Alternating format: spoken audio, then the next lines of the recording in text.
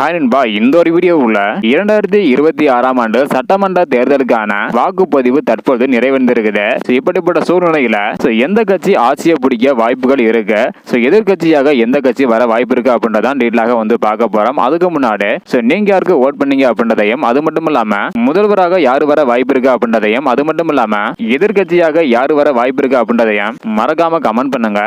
நேற்று வந்து பாத்தீங்கன்னா பல பிரச்சனைகள் இருந்தது. அதாவது ஒரு சிலர் வந்து பாத்தீங்கன்னா கள்ள ஓட்டு போட போயிட்டாங்க. அது மட்டும் இல்லாம நிறைய இடங்கள்ல சண்டைகள் நடந்திருந்தது. அது மட்டும் இல்லாம வெளியூரில் இருந்த மக்கள் வந்து பாத்தீங்கன்னா தங்களோட சொந்த ஊருக்கு செல்ல முடியாத ஒரு சூழ்நிலை ஏற்பட்டது. பஸ் வந்து பாத்தீங்கன்னா எங்கேயுமே கிடைக்கல அப்படின்றக்கான ஒரு குற்றச்சாட்டு எழுந்திருந்தது. அது மட்டும் இல்லாம லட்சக்கணக்கான பேர் ஊருக்கு வர முடியாம பாதியிலே வந்து பாத்தீங்கன்னா மீண்டும் அவங்க வேலை செய்யும் இடத்திற்கே வந்து பாத்தீங்கன்னா போயிட்டாங்க. இந்த ஒரு காரணத்தினால பல லட்சம் மக்கள் ஓட் போட முடியாத ஒரு சூழ்நிலை ஏற்பட்டது. இப்படிப்பட்ட சூழ்நிலையில தமிழகத்துல மட்டும் சுமார் 84% பேர் ஓட்டு வந்து போட்டிருக்காங்க. இப்படிப்பட்ட சூழ்நிலையில மீண்டும் திமுக ஆட்சியை பிடிக்க அதிகமான வாய்ப்புகள் இருப்பதாக சொல்லப்படுகிறது. இது வந்து பாத்தீங்கன்னா என்னோட கருத்து மட்டும்தான். சரியான பஸ் வசதி கிடைத்து அனைத்து மக்களும் ஓட் போட்டிருந்தா கண்டிப்பாக தாவேக தலைவர் விஜய் அவர்கள் முதல்வராக வர அதிகமான வாய்ப்புகள் வந்து பாத்தீங்கன்னா இருந்திருக்கு. அந்த ஒரு சூழ்நிலை ஏற்படாம பல லட்சம் மக்கள் ஓட் போட முடியாத சூழ்நிலை ஏற்பட்ட காரணத்தினால மீண்டும் வந்து பாத்தீங்கன்னா திமுக ஆட்சியை பிடிக்க அதிகமான வாய்ப்புகள் இருப்பதாக சொல்லப்படுகிறது.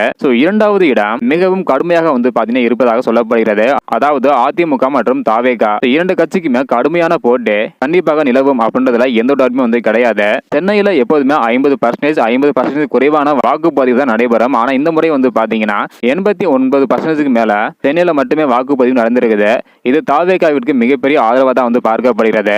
அது மட்டும் இல்லாம பல பேர் வந்து பாத்தீங்கன்னா இந்த ஒரு தேர்தலை எங்களால கணிக்கவே முடியல, யாருக்கு எவ்வளவு ஓட்டு வந்திருக்கும், எத்தனை இடங்களை வெல்வாங்க அப்படின்றத யாருனாலையும் கணிக்க முடியல அப்படின்னு வந்து பாத்தீங்கன்னா சொல்லியிருக்கிறாங்க. என்னோட கருத்து கணிப்பு படி மீண்டும் திமுக தான் ஆட்சியை பிடிக்க அதிகமான வாய்ப்புகள் இருப்பதாகவும் எதிர்கட்சியாக தாவேக தலைவர் விஜய் அவர்கள் வர அதிகமான சான்ஸ் இருப்பதாக சொல்லப்படுகிறது. வெயிட் பண்ணி பார்க்கலாம் நண்பா. மே 4ஆம் தேதி ரிசல்ட் வந்து வரப்போகுது. நீங்க எவ்வளவு ஈகரா வெயிட் பண்றீங்க? நீங்க யாருக்கு ஓட் பண்ணிருக்கீங்க, யாரு முதல்வராக வர வாய்ப்பு இருக்கா அப்படின்றத மறக்காம கமெண்ட் பண்ணுங்க. இந்த வீடியோ பாத்தீங்கன்னா மறக்காம எல்லாருக்குமே ஷேர் பண்ணுங்க. ஓகே நண்பா, தேங்க்யூ.